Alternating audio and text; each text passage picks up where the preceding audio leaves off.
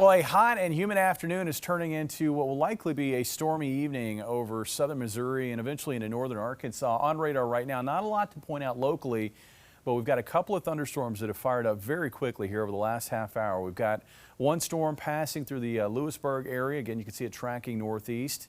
And then we've got another cell here to the north of Pleasant Hope, between Pleasant Hope and Halfway. It too traveling northeast. This is the stronger of the two. Lots of lightning already with both of these thunderstorms, and even the risk of maybe some small hail, especially with this storm south of Halfway, where we're probably getting some hail of maybe pea to maybe as large as dime size.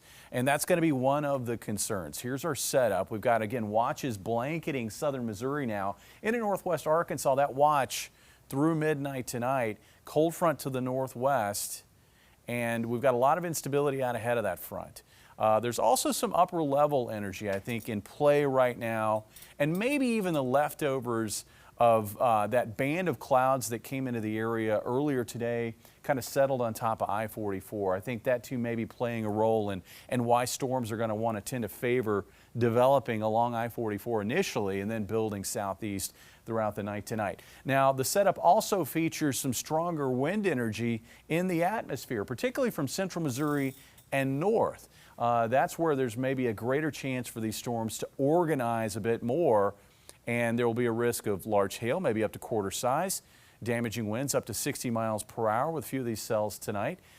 The tornado risk is very limited, but again, with that stronger wind energy towards central Missouri, plus winds near the surface, which are a little bit more southerly in areas closer to Lake of the Ozarks, Rolla, maybe even down towards Shannon County.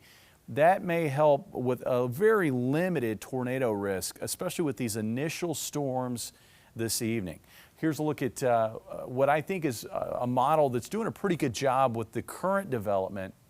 8 o'clock, notice how storms have really exploded at that point, pushing east and northeast across areas between Springfield and Rolla.